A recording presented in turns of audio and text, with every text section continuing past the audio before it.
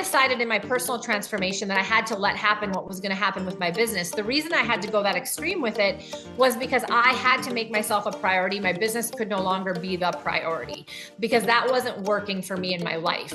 I wasn't happy. I wasn't fulfilled. I didn't have good relationships. I wasn't healthy. And I finally came to the realization that it doesn't matter how great my business is. If these things aren't good, I'm not going to even enjoy the fruits of my labor. And so what am I doing it for?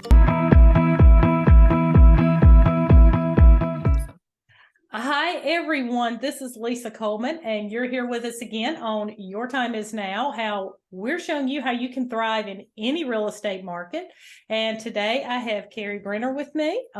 Cari is not only, I would say a sister in EXP Realty is that, but she's also a real estate leader. She's a holistic business coach. For the last year, Cari has built a national real estate organization to over 170 realtors in 29 states. She's the co-founder of The Cove, and that has a capital C and capital O. She's going to tell us what that's about, I'm sure. It's a real estate and entrepreneur co-working space in Northern Idaho. For the last couple of years, she's built a national business and life coaching company, Achieving Freedom Coaching. And in the prior 20 years, Cari has been a top producing real estate agent and the CEO of a top real estate brokerage in Minnesota and a director of expansion for a top national real estate team. Woo, you're busy, I tell you. And so she has helped over 150 entrepreneurs in the real estate industry grow their businesses, teams or brokerages, and has recruited over 1,000 people into the industry or to her companies. And in 2021, Business Insider featured her as one of the most innovative business coaches in the country. She is a self-admitted, transformed workaholic, what real estate agent isn't, but we don't admit it. But she is committed to not only her personal growth, but ours and yours through business success over the past 8 years at a high level. And because of this, she is very passionate about serving her partners and her coaching clients so they can live a life fulfilled and build a huge business. So, Cari, thank you. That is a tremendous resume. You are extremely busy. We thank you for taking the time to be here today. So just hi, everyone. Say hi to everyone. So hi, everyone. I know that's always so interesting hearing somebody talk about you. So thank you for doing that. You're welcome. I've loved everything that I've done. So I'm just feel very blessed to be in the real estate industry, honestly, and to have been an entrepreneur for the last 23 years has been without, of course, with challenges, but definitely a blessing. So I'm happy to be here. Thanks for inviting me. Well, thank you for being here. So, let's just jump right into it. You were a top agent. A lot of people watching this are real estate agents, they're real estate investors. They may want to get into that thing. And that's their goal. It's like, I want to be a top. I want the plaque at the end of the year. I want to do that. And you got there and you're like, whoop, wait a minute, maybe not for me. So tell us your background and how you got there and now you've transitioned to this. Yeah. So I was a top producing agent for 10 of the 12 years I was selling. The first couple of years, obviously I was new, like everybody is new at some point. I built my entire business on other people's open houses because I really didn't have money or a database. I was in an area in the Twin Cities metro area of Minneapolis, but I had grown up in a very small town. So I had no database or sphere in the city. I had just graduated from college. I actually had quite a bit of college debt. My parents thought I was completely crazy for going into real estate, but I actually started my family young. I didn't want to put, my baby in full-time daycare. And I also just had an inclination that I always just wanted to own my own business and actually have some freedom and flexibility. And so I didn't necessarily have a passion for real estate, to be honest. I actually was researching what I could do as a young entrepreneur, and real estate kept coming up when I was searching. And that's what I decided to do for nothing other than I thought I could do it. And I thought it would be a path of entrepreneurship with a pretty low barrier to financial investment, which is still the case, right? Absolutely. It's one of the few careers that you can get into that you don't really have a tremendous amount of time or money, but you have endless opportunities to make money and build wealth. And that was really the kind of American dream that, real estate sparked in me, to be honest. And so the first couple of years, I spent doing open houses all weekend, every weekend without break for literally almost 18 months before I actually took a weekend off. And it built the foundation that led me the next year into be a top producer in the metropolitan area I was in Minneapolis as a 24 and a half, 25-year-old. And so it was really just the consistency of that work and that effort and the determination I had to just go and fail forward and figure it out. And then, when you do something consistently enough, you get better at it and you gain confidence. And so it's a virtuous cycle. If you can get past the fact that you're not that good at something at first, that you're a little bit awkward, that you're going to fail forward, you're going to say the wrong thing, and really having faith in the process versus the outcome. Because for most of us in any sort of entrepreneurship journey, we don't always see the fruits of our labor right away. And that's one of the problems that realtors face, is that they want or need the fruits of their labor immediately. And when they don't get it, they try something else instead of sticking with what they're doing to create the consistency. And the consistency is really what creates that momentum. So I learned that early on in my career, and I just stuck with it. I pretty much built my business on open houses the entire 12 years, but it of course led me into other opportunities. So I did everything from new construction and relocation to short sales when the market crashed, but I endured all of the ups and downs, and I'm still in real estate 23 and a half years later. So, but one of the things I did learn and realize was that I did let my entrepreneurship journey really kind of take over my quality of life. And I was very young when I was an entrepreneur. I was also a young mom. I was also married young. So I was pretty, naive when it came to just life, because I didn't have much life experience yet. And so it kind of made for an interesting situation. I got really good at selling real estate, but I really just didn't get very good at figuring out how to integrate work and life. And so I was always feeling guilty, whether I was at home, I was feeling guilty that I should be at work. If I was at work, I was feeling guilty that I should be at home. And I didn't really take good care of my health or my relationships because I just didn't know how. I was overwhelmed almost all the time, barely keeping my head above water. But the problem is that I really had to continue to make a certain amount of money because our family was relying on my income. And I think a lot of entrepreneurs can relate to this, because it's one of those things where you get stuck between, I have to make this money for my family or we can't survive, but I want to spend time with my family, but really making money for my family is more important in this moment. And so we start to sacrifice time with our loved ones or our own health because we think we have to, and we don't have flexibility. And so it starts to, be a vicious cycle. So, about 10 years in, I realized that I was very miserable as a human being, even though I was making a lot of money. And so that's why I say I'm a transformed workaholic, because I was a workaholic for many, many years. And it was really just because I had financial goals and I had business goals, and those were the only things I was going after. That's all I was focused on. And I figured all the other things in my life would fall into place. But in reality, it doesn't fall into place unless you're purposeful about it. And you actually set goals about your relationships or your health or your parenting, or you have to be focused on those things if you're as a person going to actually go for them.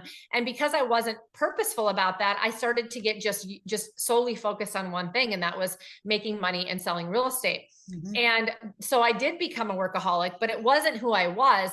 It was just because that's what I was focused on. And I learned that later. I didn't realize it.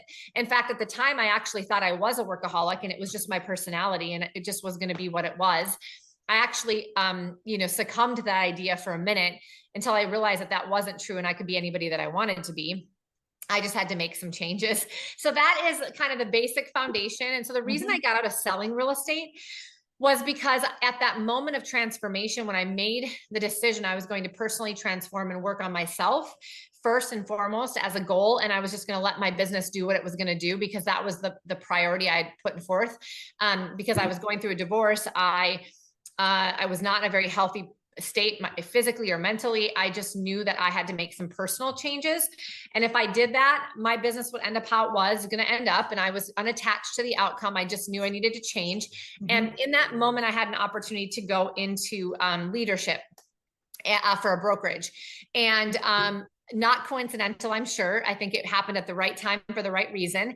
And it allowed me to actually build my own leadership skills while I went through my own personal transformation, and then help other people to not go down the path I went down for 10 years by helping them to figure out leverage and work-life balance and some of the things that I just didn't understand. So it gave me that unique opportunity. So that's when I actually stepped into the leadership role, and I stopped selling real estate on a full-time basis because I was doing leadership full-time, coaching, training, et cetera. And so that's how that path kind of led me there. So, well, I mean, and you did quite a bit in 10, 12 years. I mean, that's a huge thing. So you've said a couple of things that really sparked my interest. And I know we've talked about this, before, and on your website, you talk about everyone kind of knows what to do. They just don't know how to do it. But you also said you decided to just let your business do what it was going to do. And I mean, that is a very impactful statement. A lot of people think, I've got to drive it. I got to do this. I got to, I've got, do all that. So let's talk about those two things, because they kind of work together. And that seems to be the core of what you are helping people understand. Yeah. So I think Lisa is bringing you a lot of people here in this, in these sessions that are going to give you some great tactical things to do to grow your business. And that is extremely important, to have tactical lead generation, lead follow-up, marketing, investment, whatever it is that you're looking to do. It is so important to have the tactical things, because the reality is that there's really no unique things. People have gone before us all. If we just learn them and do them, we're going to have success too. So it's not that the challenge is not that we don't always know what to do or where to go find those things. The challenge really becomes that we don't do the things that we know we should do. And that's where my holistic business coaching really came into play. So after I led the brokerage, and then I actually grew a large expansion team, and that was over a course. Those two things were the next decade. So the first decade I sold real estate. The second decade of my career, I built businesses inside real estate. What I learned during that time was most people knew what to do. They just couldn't get themselves to do it. But what I identified about myself in business, not always in personal, but in business, was that I was the opposite of that. I could always get myself into action. Okay. And so what I was trying to figure out is, well, why was that? What's the difference? And so two things was, what you mentioned was, when I decided in my personal transformation that I had to let happen what was going to happen with my business, the reason I had to go that extreme with it was because I had to make myself a priority. My business could no longer be the priority, because that wasn't working for me in my life. I wasn't happy. I wasn't fulfilled. I didn't have good relationships. I wasn't healthy. And I finally came to the realization that it doesn't matter how great my business is. If these things aren't good, I'm not going to even enjoy the fruits of my labor. And so what am I doing it for? So in my personal transformation, what I really realized was that if I focused on my own personal growth, my business would actually grow. Because the problem, what most of us don't realize, is that we are our business. So if we're not growing and transforming and getting better, our business can't anyway. So even though I let go of that expectation and I just said, I'm just going to let my business do what it's going to do, the fact that I started to work really heavily on myself actually grew my business and grew my opportunities in business. And so that's what I tell people all the time. And so when I had that great accolade when Business Insider said, this is an innovative coaching, it really was because instead of always coaching people to the numbers and the calls and the tactics, we coached people to why they aren't doing the calls, why they aren't, taking advantage of the things they know how to do already. And that's a very different coaching strategy. And for a lot of people, they didn't think that would be very impactful, because it's not business coaching, and we're talking about succeeding in business. But what really happens is that if we succeed as a human being, then we will succeed in business. So when I talk about holistic business coaching, it's really about mastering your self-leadership, mastering your discipline, really getting into action, figuring out how to get yourself into action on the daily basis. So with that, you said, people know what to do, but they don't do it. So there's key things that hold people back. And the biggest thing is fear is the first one. Fear is always going to be probably the number one thing that holds us back in anything in life, and including business. Even if we don't realize it at the time, it's some sort of embedded fear. And many times it isn't actually the fear of failure as much as it is the fear of success, which is very interesting, because people will immediately go to, I'm fearful that I'll make a mistake, or I'm fearful I'm going to fail. But they will say to me, no, I'm not actually afraid of that. I don't really care about that. And so then, but what they didn't realize is they were actually fearful that what would happen to their life or their relationships or themselves if they became very successful, or they're more afraid of that if they reach a pinnacle of success to maintain that level of success. If we play small and we stay safe, it's not as scary. If we lose it, it's not as big of a deal. But if we go really big and we make something huge, if we lose that, that's a big deal. That could affect relationships. It could affect financials in a much bigger way. It could affect a reputation much bigger. So people will keep themselves safe and small so that they don't have to worry about too much success. And that's not a natural, like most people don't even know that that's actually what's holding them back until they start talking about it. But there's also a lot of limiting beliefs around their worthiness. Like, who am I to think I should make that much money? Or, no one else in my family has ever done this. How are they going to think about me?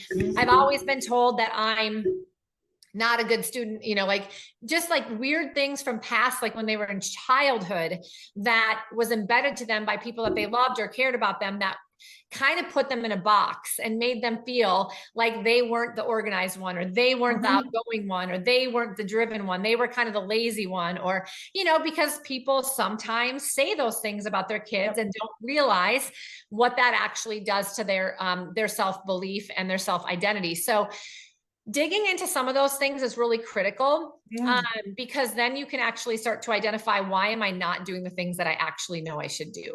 So see, we use a lot of excuses like, I'm not good at time management, or I don't follow a calendar. And they're usually just excuses to say that we're not organized enough to get into action. But in reality, it's that we don't want to get into action, but we're just not willing. Sometimes we're not willing to admit what it is. And sometimes we just don't even know what it is till we start asking ourselves some deeper questions. And I'm scatterbrained. That's the first one that I've heard so many times, so many. The fear thing really, it brought back something I had a coach tell me one time that I've coached with in the past. He said, we're only born with two fears: fear of loud noises and the fear of falling. Everything else is made up. It's really non-existent, which some people may argue with us. I know y'all are going to probably pop in the comments and say, well, if someone comes at me at a gun, I'm afraid. So I know it's not the fear we're talking about, but that is a great way of, I've never thought about that, but safe and small. But, I also thought about when you said that people that, like, if they're going to college or they're planning to go to college and their parents are like, they're either extremely proud because no one in their family's ever gone, or it's, why do you want to do that? No one in our family's ever gone. We're not that type of family, So it kind of falls Absolutely. on that line. Yeah. Like, why do you think that you should own a business? Like, everybody else in the family just got a job. Or why are you striving for more? It's like, you always have to do the next thing. I've had a lot of people feel a lot of guilt because, the family just doesn't understand, and it comes across in a really negative way to them. And they don't want to lose those relationships by going for their goals, because they think that going for their goals will actually lose them relationships. And the reality is it might. It might. And so, they just have to resolve to that themselves, because truly reaching your fullest potential and going towards the dreams and the ambitions that you have for this life, that with your talents and strengths that you've been given, is a very important thing. We all want to wake up feeling like we're living out some portion of our purpose and that we're fulfilled and happy. And we're all going to get that in different ways. And so there's all of those sorts of things. And then you and I spoke about the analogy of the goldfish, which is kind of, if you are watching this and you're saying, I'm actually afraid of failure, and I'm actually afraid of, making mistakes and not knowing, because that there's plenty of people that are in that state as well. One of the things that I identified as I started to coach, when I was thinking to myself, how come I just get into action and I just get myself to do things when other people can't? What is that difference? And how can I coach people to do that? Because I've just been blessed with, I think, a gift to be able to get myself to do the things I need to do. Part of it has been self-taught, and part of it is just my personality. And so one of the things that I identified was the ability to move forward quickly from mistakes and from failures, or from embarrassments, or from bad situations or choices, or just anything that makes you not feel good. Our mind will want to linger on that. Our mind will want to make us rethink it. Oh my gosh, I sounded so dumb in that video. I can't believe I said that. I can't believe I did that. And your brain is programmed, the egoic part of your brain is programmed to replay these things to keep you emotionally safe, because it will never want you to put yourself back in that position that made you feel that way, because it was a very negative emotion. You felt bad. But the reality is that it's just a situation. Things happen and we attach emotion to reality. So nothing that happens is good or bad. It's just, it's our perception of it. It's, if we want to make it feel negative, we make it feel negative. We add the emotion to it. In reality, if we could just remove emotion and just look at the situation as just a situation, we would be able to just kind of move past it quickly, learn from it, and then just be done with it. But we take it on so emotionally and so personally that we can't move past it. I mean, I've worked with a number of real estate agents, a lot of leaders in particular, whether they were broker owners or team leaders that have gone through seasons in their career where they have lost a lot of agents. Like, let's say they had 10 agents on their team or in their brokerage and half of them left. And typically it's very common for a group of them to leave at the same time because they're friends, and that's just what happens. Or they're just planning, they're finding that grass is maybe not as green, but they think it happens all the time. And people that listen to this are probably going, yes, yeah, that happened to me. It's mortifying for the leader. From an emotional perspective, it is very, very, very difficult for most leaders to get past that, because it is, yes, it's a professional challenge, but most leaders will take that extremely personally because multiple people just rejected me, told me I wasn't a good leader, left my organization, and I feel embarrassed, my reputation, what are other people thinking? I'm never going to be able to recruit more people now. I suck. I shouldn't be a leader. I mean, all of these thoughts come over and over in our heads. And so although you're going to have those emotions and feelings for a minute, because you're a human being and it's reality, you have to make sure that you can actually move past it, or you will be stuck in that same thought pattern and you will not grow ever again. I've actually had people that were just like, they have a complete inability to go recruit talent after that. They say that they're trying to, but they're not trying to because they're too afraid to, because they don't want to have another negative experience like that. And their brain is telling them, why do you think you should go recruit more people? The same thing's going to happen to you again. And it's going to be another disaster. Don't put yourself through that. You're not worthy of being a leader and you are not a good leader. So you should just go back to selling real estate. And so what I tell people is, there is the Ted Lasso show, if anybody has seen it.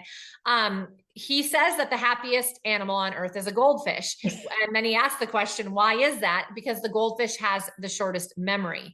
And so in other words, that's why I've never, I know you use that analogy and you said, well, it's in Ted Lasso, and I haven't watched it. I haven't watched it either. It was given, somebody told me about it. I still haven't watched it. I hardly watch TV, but he said the happiest animal is a goldfish because they have the shortest memory. They don't remember anything for long at all. It's like gone out of their mind. So they're happy. And the point is that we create a lot of our own suffering by dwelling on the past memories.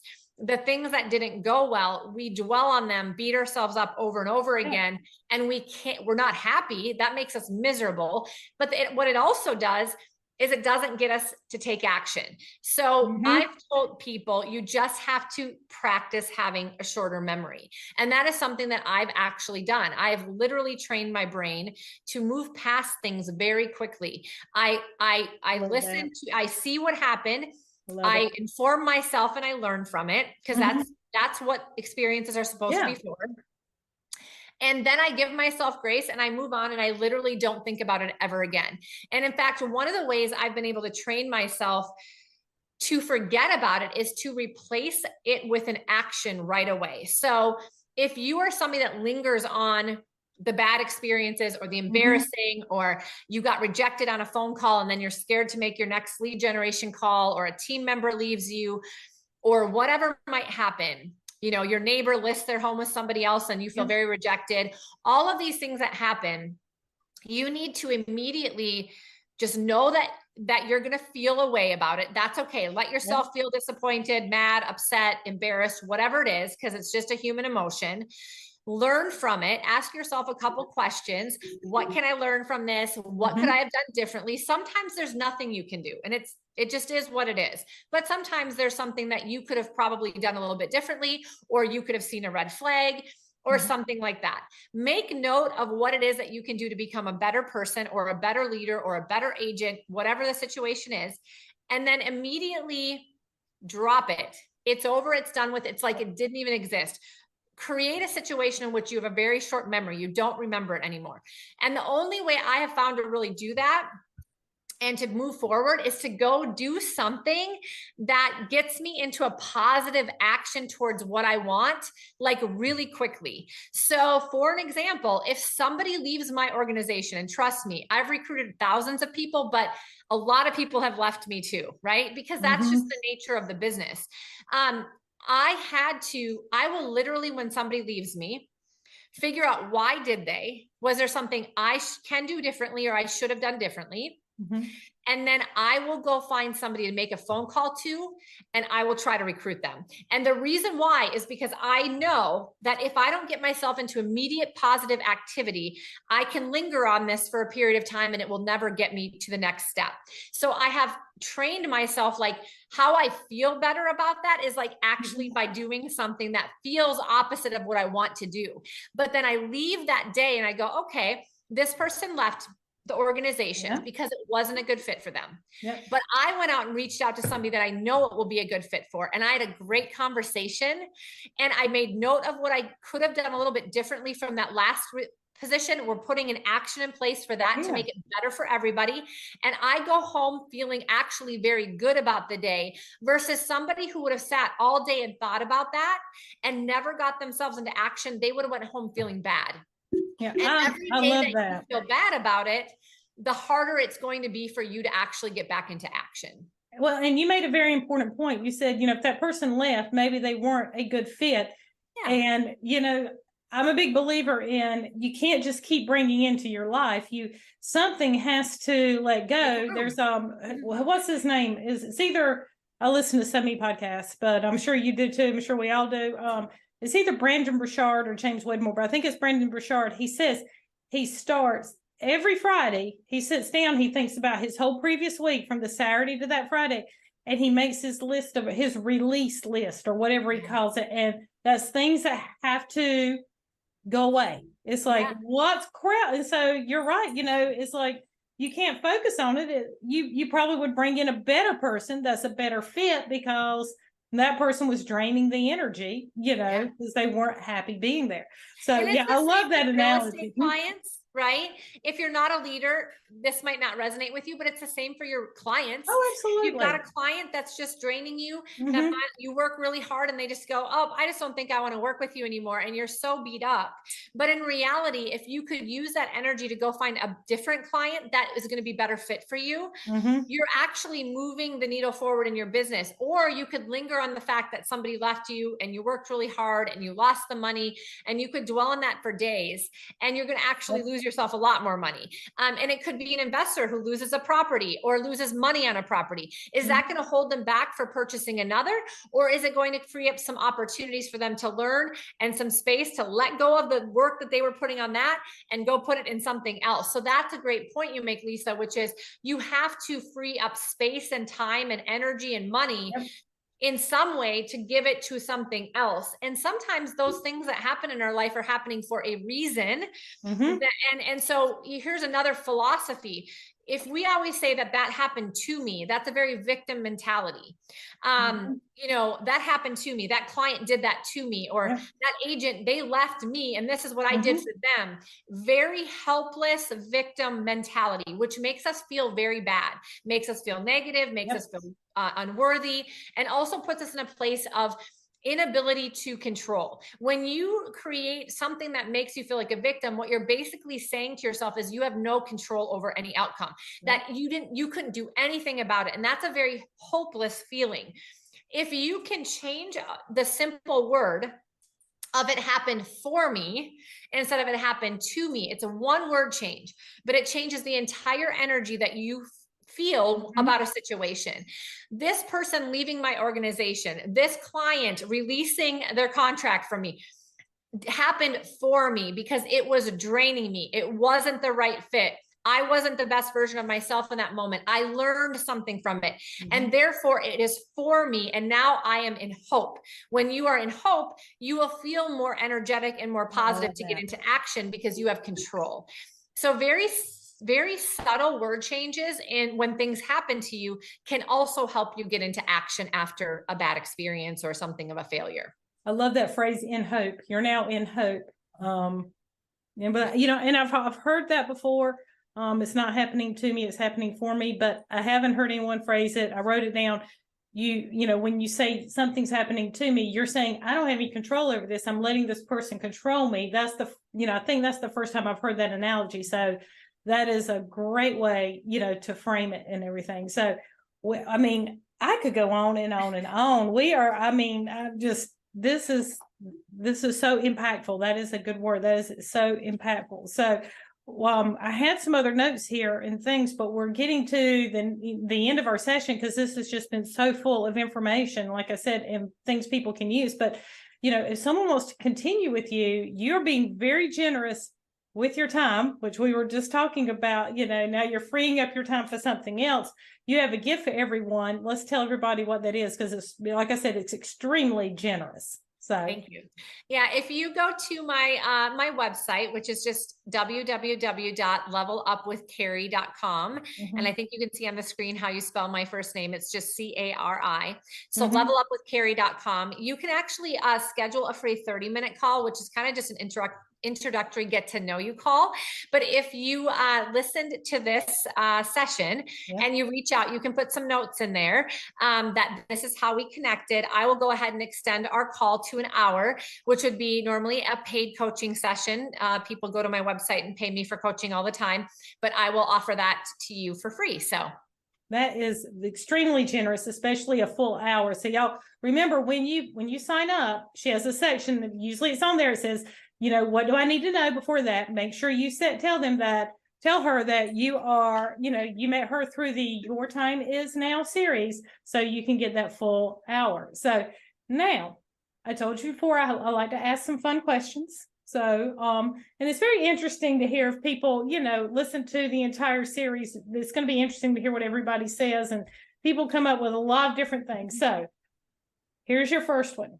If you could go back in time to your 18-year-old self, what one piece of advice would you give your 18-year-old self? That's a good one. That's a good.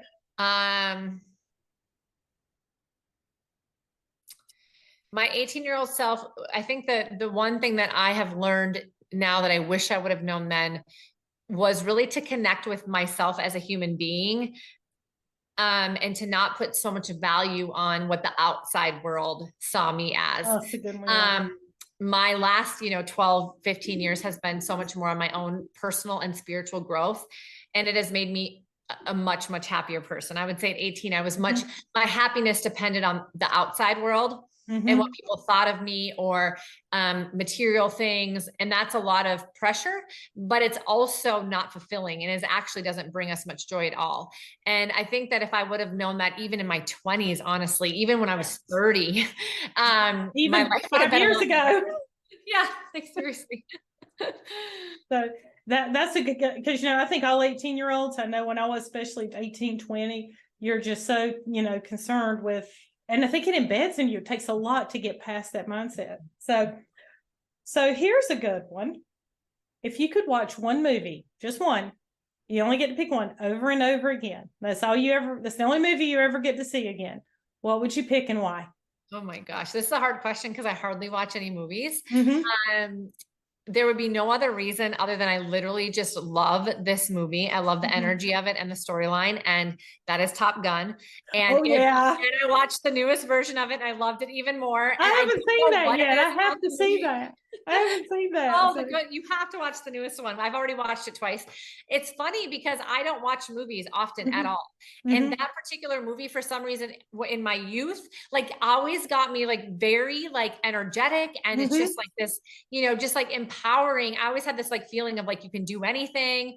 And I just loved the concept of just the pilots, what they do and how they can do it. And I have when I was younger, I had a lot of fear I was like irrational fears, like very just nervous about a lot of things, flying and heights and like just all Yep. these things. So it was a very inspiring movie to me because Yeah. I just could see what other people did and like the daily danger. And yet they had so much pride and they didn't care because it was just like their purpose they were living out. And so I think it's embedded in me because I always had like this really interesting feeling in me after I watched it. But I'm not a movie guru. There's probably amazing movies out there. I just don't watch many. That's a great one. That is a great one. Well, I have so enjoyed our conversation. This has been so good and so fun because you are correct at the beginning. We've had a lot of people on here giving tactical information, telling what they did to get here or there. And I mean, we've had a Canva expert, or depending on when you're watching this, with things like that. But it all starts from the inside. You cannot be a success on the outside unless you have, honed into that success on the inside. So don't forget, and I'm sorry, it's my dog.